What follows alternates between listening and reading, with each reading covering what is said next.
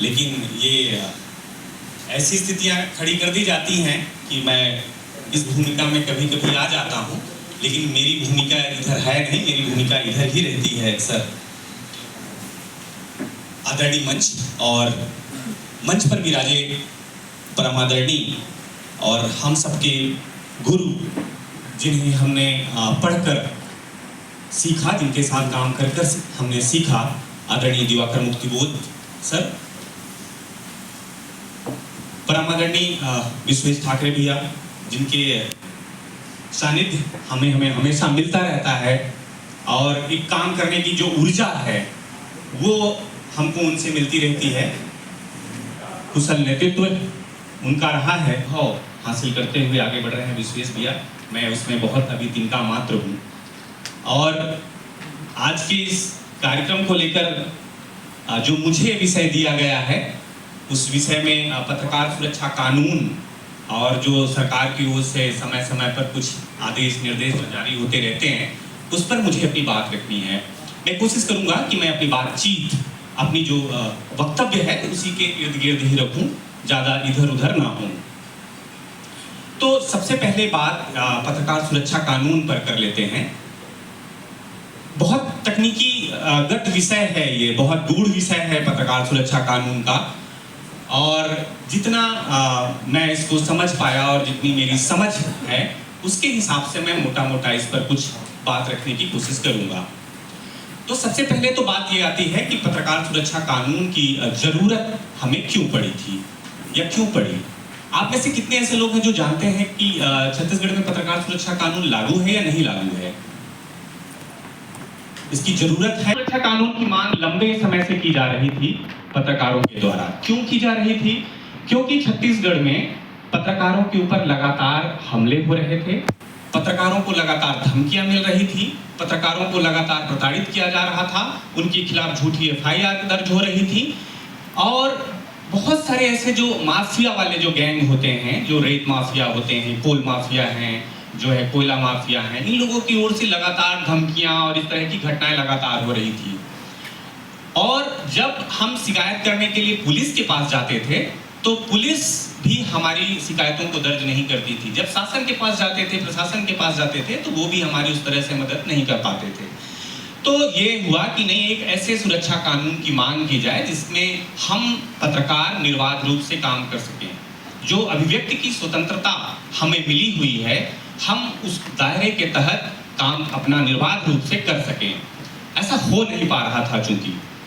तो लंबे समय के मांग के बाद आखिरकार ये एक समय ऐसा आया जब बहुत इसको लेकर बहुत आंदोलन प्रदर्शन भी हुए हैं पत्रकार सुरक्षा कानून की मांग को लेकर, और लंबी बहसें हुई हैं, कुछ बड़े ड्राफ्ट बनाए गए हैं, बहुत सारे संगठन इसमें शामिल थे।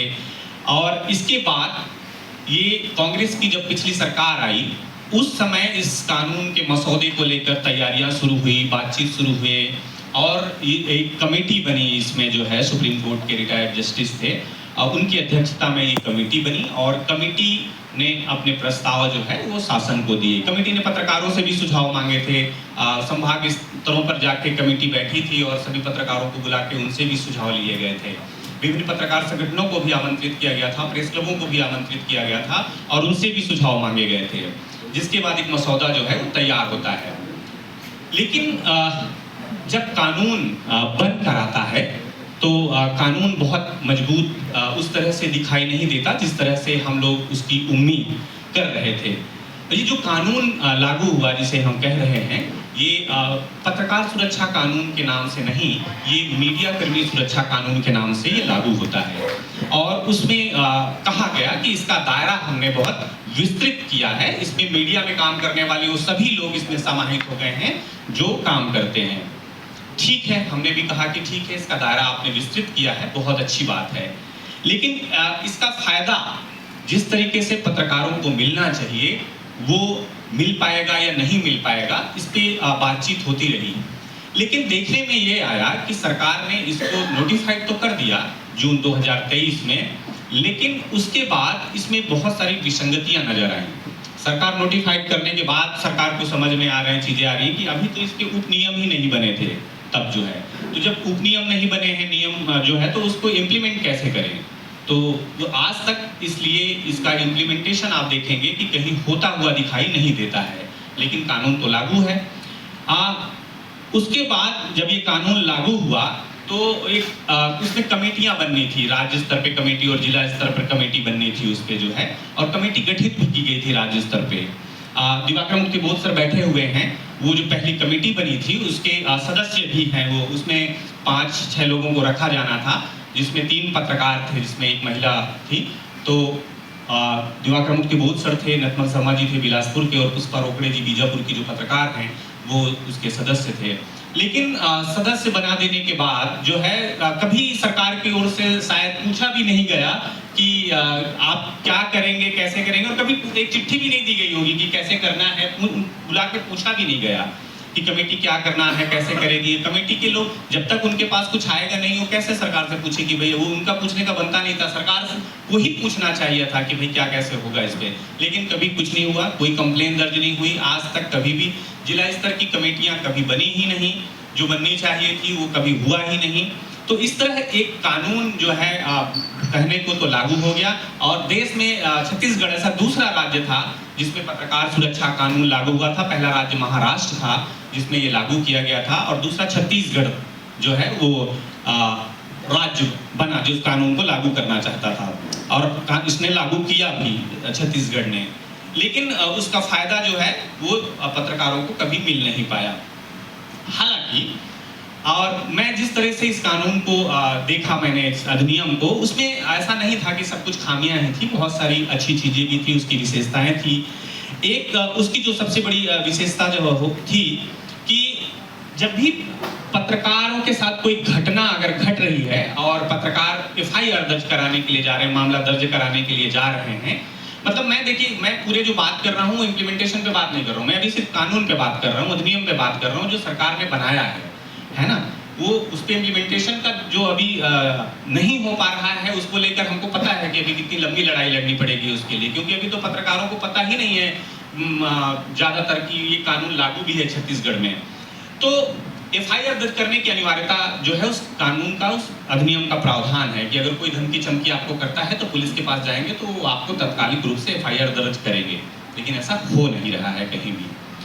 इसमें जो स्वतंत्र पत्रकार थे, जो ग्रामीण पत्रकार हैं या जो डिजिटल के पत्रकार हैं, उनको भी संरक्षण देने की बात जो है ये कानून करता है।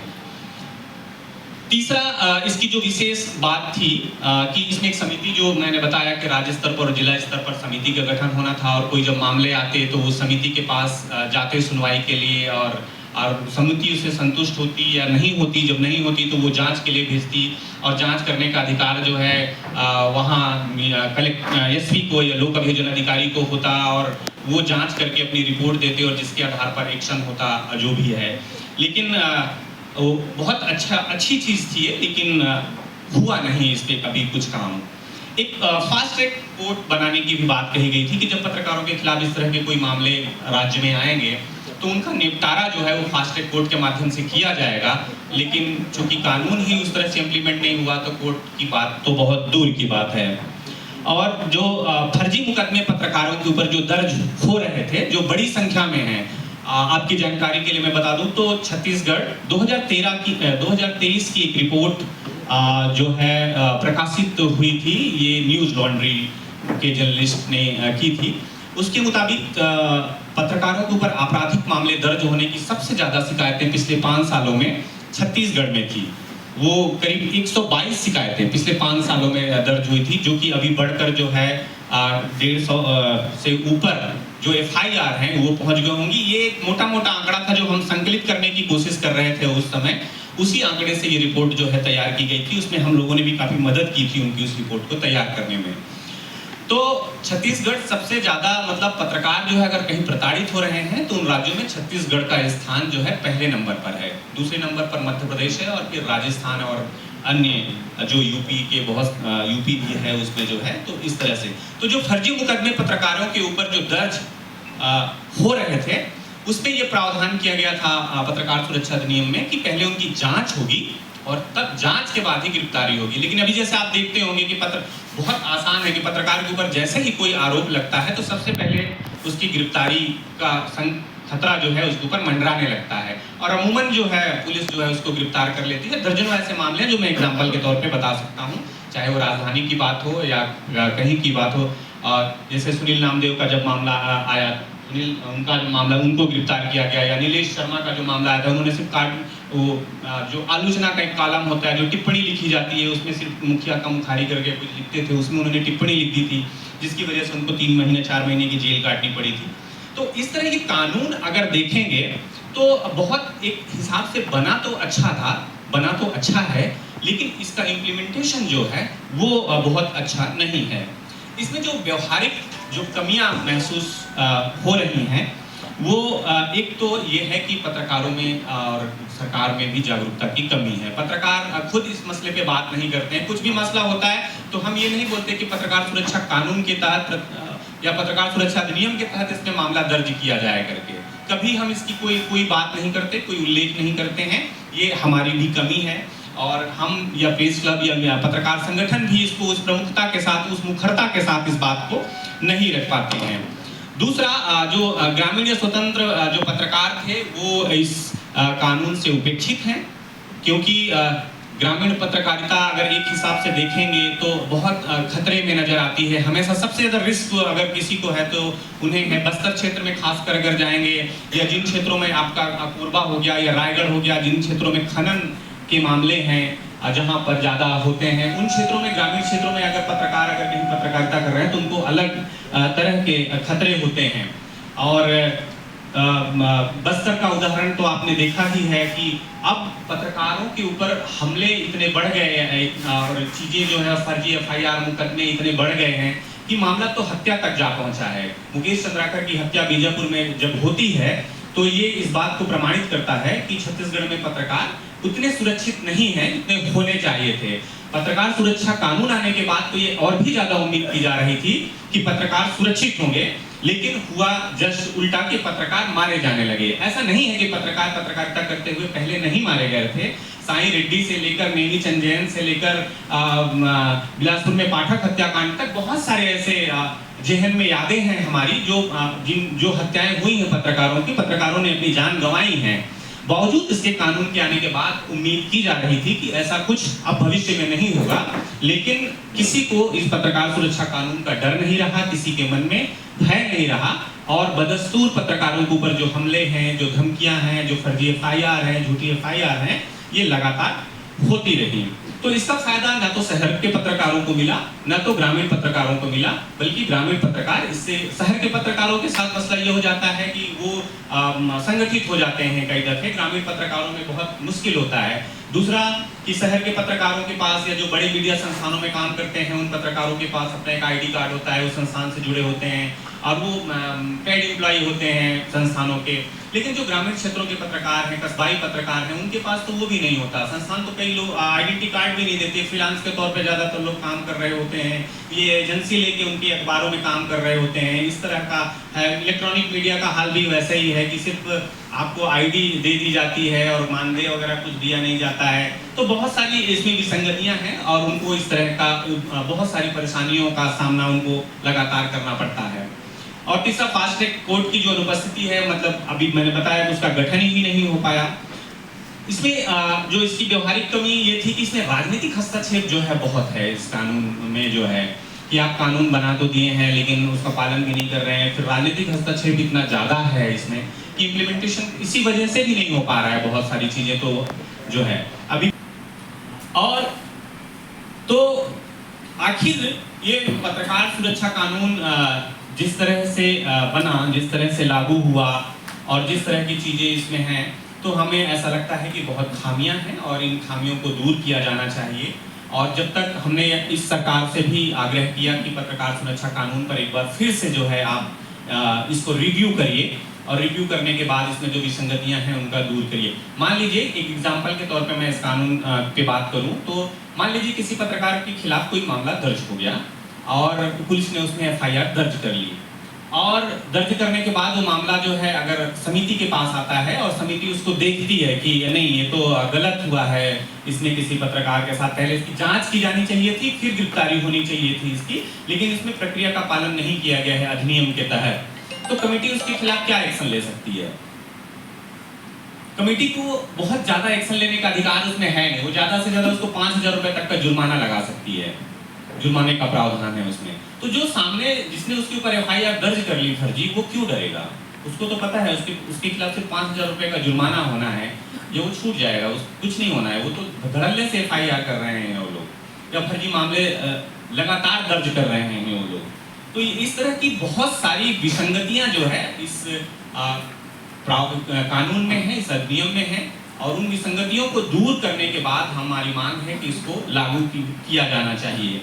नहीं तो बहुत फायदा इस कानून का किसी को नहीं होने वाला है। लेकिन उससे भी सबसे बड़ी जरूरत अभी जो महसूस की जा रही है वो इस कानून को लेकर जागरूकता फैलाने की है, जो हम और आप सब मिलकर कर सकते हैं कि हम लोगों को बताएं कि इसमें क्या है और इसका बेहतर लाभ कैसे उठा सकते हैं। एक बार इसको अगर लागू ठीक तरीके से कर दिया गया तो उसमें संशोधन जो होते रहते हैं वो होते रहेंगे। यही बोल के सरकार ने लागू किया था इसको कि आगे चलकर इसमें जो भी संशोधनों की जरूरत पड़ेगी वो संशोधन कर लेंगे, लेकिन एक बार इसे लागू करने देते हैं। तो अगर वो संशोधन हो जाएंगे तो कानून मजबूत बन जाएगा, आज नहीं तो कल। और इसके बाद पत्रकार चुनौतियां हमेशा रहेंगी। तो कानून कितना भी बन जाए, ये तो मान के चलिए कि कानूनों के बनने से बहुत कुछ नहीं होता, नहीं तो देश में बहुत सारे कानून बने हुए हैं, लेकिन फिर भी चुनौतियां हमेशा रहेंगी। पत्रकार हमेशा खतरे में रहेंगे, पत्रकार हमेशा रिस्क उठाते रहेंगे, तभी वो काम कर पाएंगे। और बिना रिस्क उठाए आप पत्रकारिता कर भी नहीं सकते हैं जब तक आप रिस्क नहीं उठाएंगे। हमेशा एक हम लोग बचपने में थे, घर में थे, तो हमको बोला जाता था कि देखिए काम वही करना, लाइन क्रॉस नहीं करना ज्यादा जो है। लेकिन जर्नलिज्म में जब तक आप लाइन क्रॉस नहीं करेंगे तब तक आपको कुछ नया नहीं मिलेगा। तो लाइन क्रॉस अगर करेंगे, कुछ नए की तलाश करेंगे, तो जाहिर सी बात है कुछ न कुछ ऐसा होगा जो अनायास होगा, और उसमें किसी को आपत्ति होगी, किसी को दिक्कत होगी, और उस दिक्कत का खामियाजा जो है पत्रकारों को भुगतना पड़ेगा। लेकिन ये लाइन हम बार बार क्रॉस करते रहेंगे। समाज के जो मुद्दे हैं, जनहित के जो मुद्दे हैं, उनको हम लगातार दिखाते रहेंगे, अपना काम हम करते रहेंगे, हम किसी से नहीं डरेंगे। हम यही बात बार बार कहते रहे हैं। अभी जब रायपुर में आप लोगों को याद होगा कि अभी हमारे कुछ पत्रकार साथी, जिस समय रायपुर का सबसे बड़ा अस्पताल है जो अम्बेडकर अस्पताल, भीमराव अम्बेडकर अस्पताल, वहाँ जब रिपोर्टिंग करने के लिए गए थे तो वहाँ बाउंसरों के द्वारा उनके साथ मारपीट की गई थी। तो और बाउंसर मारपीट ही नहीं कर रहे हैं, वो इस तरह की धमकी भी दे रहे हैं कि अगर तुम मुझे कहीं और कहीं दिख गए तो मैं तुमको जो है पिस्टल से जो है मैं तुम्हें गोली मार दूंगा। इस तरह की धमकियां जो है पत्रकारों को मिली, लेकिन हम लोगों ने उसका कड़ा प्रतिकार किया, और हम ना सिर्फ हॉस्पिटल में बल्कि सीएम हाउस के सामने भी जाकर हम लोगों ने इस बात को लेकर विरोध दर्ज कराया अपना, कि इस तरह से तानाशाही गुंडागर्दी जो है नहीं चलेगी। और सरकार ने उसके फिर बाद में कड़ा एक्शन लिया और उन लोगों को गिरफ्तार किया, सर मुड़ा के उनको शहर में घुमाया। इससे ये साबित होता है कि देखिए मुश्किलों तो रहेंगी, हालात तो हमेशा वैसे रहेंगे, जान का खतरा तो आपको रहेगा, चाहे आप गुरबा में काम करें, चाहे आप रायपुर में काम करें, या चाहे आप बस्तर में काम करें, आप कहीं भी काम करें, आपको खतरा तो रहेगा। और खतरा मोल लिए बिना आप अच्छा जर्नलिज्म कर नहीं सकते हैं, अच्छी खबरें ला नहीं सकते हैं, अच्छा जो रिपोर्ट है वो आप बना नहीं सकते हैं। और बिना खतरे के आप काम कर रहे हैं, और सिर्फ ऐसी खबरें सिर्फ छाप देने पर से कुछ नहीं होगा। आप जब तक जनहित के मुद्दे नहीं दिखाएंगे, जो समस्याएं हैं वो आप नहीं दिखाएंगे, तब तक पत्रकारिता का भी कोई मतलब नहीं होता है। हम रास्ते पे आ रहे थे तो मैं सर से बात करते हुए आ रहा था कि मैं प्रेस क्लब का अध्यक्ष हूँ, तो मेरे पास बहुत सारे अभी अखबार और मैगजीन्स लोग छोड़ने के लिए आते हैं, और मैगजीन्स खासकर मैगजीन्स लेके आते हैं कि हमने इस महीने ये मैगजीन्स निकाली है, आप इसको देखिए एक बार। और मैं उनको पूरा एक बार पलटा के देखता हूँ उनके सामने, और मैं उनसे कभी बहुतों से मैं ये सवाल करता हूँ कि इसमें खबर कहाँ है। उसमें खबर नहीं होती है, उसमें जो होनी चाहिए सारा, उसमें फ्रंट पेज पे सीएम की फोटो लगी होती है, और पीछे जो है विज्ञापन होता है सीएम का, और अंदर पूरा सरकारी खबरें होती हैं। ये जर्नलिज्म तो नहीं है, बिल्कुल भी जर्नलिज्म नहीं है। मतलब आप अपनी एक लीड स्टोरी, एक कवर स्टोरी तक आप अपने से नहीं लिखते हैं, तो ये कैसा जर्नलिज्म है? ये पत्रकारिता तो नहीं है। पत्रकारिता में तो आपको रोज ऐसे मुद्दे निकालने हैं, ऐसी खबरें निकालनी हैं, ऐसे पड़ताल करके लाना है जिसकी जानकारी किसी को नहीं है। न्यूज का तो मतलब ही होता है कि नया, आप जो सरकार दे रही है कि खबर जनसंपर्क से जारी हो जा रहा है वही खबरें हैं, या आसपास जो दिख जा रही हैं वही खबरें हैं, तो वो खबरें तो बिल्कुल उनको छापिए, उसमें कोई दिक्कत नहीं है। लेकिन आपका एक्सक्लूसिव क्या है? आपने कौन सा ऐसा तूफान खड़ा किया? पिछले कुछ वर्षों में देखेंगे तो चाहे राज्य स्तर की पत्रकारिता हो या देश स्तर की पत्रकारिता हो, आपने आखिरी स्टिंग ऑपरेशन कब देखा? आपको याद है कि आपने अंतिम आखिरी बार स्टिंग ऑपरेशंस कब देखे? अभी बहुत अच्छी बात, विश्वेश भैया यहाँ पे बैठे हैं, आईबीसी के मैनेजिंग एडिटर हैं। अभी उन लोगों ने एक बड़ी सीरीज की है ऑपरेशन रावण के नाम से। वो स्टिंग ऑपरेशन का हिस्सा है जो मैं लंबे समय के बाद किसी चैनल पे देख पाया हूँ। इस तरह के ऑपरेशंस बिल्कुल बंद हो गए हैं। कोई भी बड़ा मीडिया हाउस इस तरह के ना तो स्टिंग कर रहा है, न तो बड़े खुलासे कर रहा है, न तो बहुत बेहतर जर्नलिज्म कर रहा है। सब एक सेफ जोन में काम कर रहे हैं और ये सेफ जोन में काम करना जर्नलिज्म नहीं है। दूसरा, जिस तरह की प्रिंट और इलेक्ट्रॉनिक मीडिया की स्थिति आप सब देख रहे हैं वो बहुत ही चिंताजनक है। और बहुत सारे ऐसे पत्रकार हैं जो मेन स्ट्रीम जर्नलिज्म को छोड़कर, जिनको मेन स्ट्रीम कहा जाता है, जो बड़े टीवी चैनल्स हैं या जो बड़े अखबार हैं, उनको छोड़कर अपनी स्वतंत्र एजेंसियां उन्होंने शुरू कर दी हैं, स्वतंत्र प्लेटफॉर्म शुरू उन्होंने कर दिए हैं और उसके माध्यम से वो पत्रकारिता कर रहे हैं। कई बार ये हम लोगों के जहन में सवाल आता है कि मेन स्ट्रीम कौन है? अब अभी मेन स्ट्रीम कौन है? क्या वो बड़े चैनल जो दिन रात भोपू बजाते हुए ऑपरेशन सिंदूर में पाकिस्तान इस्लामाबाद तक घुस जाते हैं, लाहौर को आप कब्जे में ले लेते हैं, क्या वो मेन स्ट्रीम मीडिया है? या वो मेन स्ट्रीम है जो अपना एक छोटा सा यूट्यूब चैनल खोलकर किसी गांव के एक स्कूल की समस्या को दिखा रहे हैं, किसी एक अस्पताल की समस्या को दिखा रहे हैं? वो मेन स्ट्रीम मीडिया है। कौन सा मेन स्ट्रीम मीडिया है, इस बात को भी समझने की हमको जरूरत है कि मेन स्ट्रीम मीडिया कौन सा है। क्या हम जिसको बोल रहे हैं बड़ा मीडिया वो, या वो वहाँ के एक अधिकारी से, जो अधिकृत अधिकारी होगा, जिसको पीआरओ या वहाँ पे लाइजनिंग ऑफिसर का नाम दिया जाएगा, वो तय करेगा कि आप प्रीमाइसिस में उसकी घुसोगे कि नहीं घुसोगे। और सबसे पहले कि एक लाइजनिंग ऑफिसर या पीआरओ की नियुक्ति होगी, वो आप परमिट करेगा तो आप प्रीमाइसिस के अंदर घुस पाओगे। प्रीमाइसिस के अंदर अब अगर आप घुस गए तो वो तय करेगा, आपको फिर उससे पूछनी है कि मैं ये खबर करूं या ना करूं। वो परमिट करेगा। आपको कोई खबर करनी है, वहां पे कुछ वीडियो बनाने हैं, कुछ फोटो लेने हैं, किसी से बातचीत करनी है, तो वो उनसे परमिशन लेने पड़ेगा। उनसे जब परमिशन आप मांगोगे तो उसमें लिखा हुआ है कि आप वो जो है अपने ऊपर के अधिकारी से परमिशन लेंगे। ऊपर के अधिकारी जब परमिशन देगा तो वो उनको देगा, वो हमको देगा, तब हम जाके खबर कर पाएंगे। ये बिल्कुल भी अव्यवहारिक है। ये बिल्कुल भी इस तरह का कृत्य है कि आप हमारा हाथ पूरी तरह से बांध दे रहे हैं। ये लोकतंत्र में जो अभिव्यक्ति का अधिकार है उस पे पूरी तरह से ये खतरा था। ये मीडिया पे लगाई गई सेंसरशिप थी। बहुत बड़ी बड़ी बातें लोगों ने अभी इमरजेंसी पर की। ये घोषित रूप से इमरजेंसी जैसा ही था। ये जो निर्देश जो है वो जारी हुआ था वो इमरजेंसी जैसा ही था, क्योंकि आप पूरी तरह से बैन कर रहे हैं कि आप नहीं घुसेंगे। उसकी तीखी प्रतिक्रिया के रूप में मैं पत्रकारों के हौसलों को सलाम करता हूं, वो इस वजह से कि उस प्रतिबंध के बाद जिस तरह के मेडिकल को लेकर खबरें बाहर आई, स्वास्थ्य विभाग उससे भौचक्का रह गया कि अरे ये वो प्रतिबंध लगाना चाहते थे, लेकिन हुआ उल्टा कि खबरें बहुत ज्यादा संख्या में आई। और वो फिर तुरंत बाद उसके आया कि श्याम बिहारी जायसवाल जी जो मंत्री हैं स्वास्थ्य के, उनके खुद के क्षेत्र से एक ऐसा वीडियो जारी हुआ जो अस्पताल में पूरा पानी बरस रहा है अंदर जो है, और अस्पतालों के अंदर की स्थितियां जो है, दवाइयों के मामले और ठेके, नकली दवाइयां तो सब पहले से चल रहा था। जो सीजीएमएससी में घोटाले हुए हैं, सारी चीजें जी हाँ, करोड़ों की मशीनें पड़ी हुई हैं जो अभी तक खुली नहीं हैं, और जो मशीनें हैं वो खराब हो चुकी हैं, वो चालू नहीं हो रही हैं, वो बन नहीं पा रही हैं। बहुत सारे जो खुलासे हैं, जो चीजें हैं, वो मीडिया ने दिखाया और लगातार दिखा रहा है। मैं एक हिसाब से समझता हूँ कि छत्तीसगढ़ का मीडिया, मुझे लगता है कि बाकी राज्यों की मीडिया की अपेक्षा फिर भी बहुत बेहतर काम कर रहा है। बहुत संभावनाएं हैं छत्तीसगढ़ की मीडिया में और वो लगातार बेहतर काम कर रहा है। मैं कई बार बोलते हैं कि जैसे अपने यहाँ जो प्रमुख अखबार हैं, कि जैसे भास्कर को कभी कभी मैं नाम लेके बोलता हूँ किसी भी चीज को, जिस चीज को भी बोलूंगा मैं, तो मुझे बोलते हैं कि कॉर्पोरेट अखबार है या विज्ञापन बहुत ज्यादा रहते हैं। लेकिन गौर करिएगा, खबरों के मामले में भास्कर का फिर भी सानी नहीं है।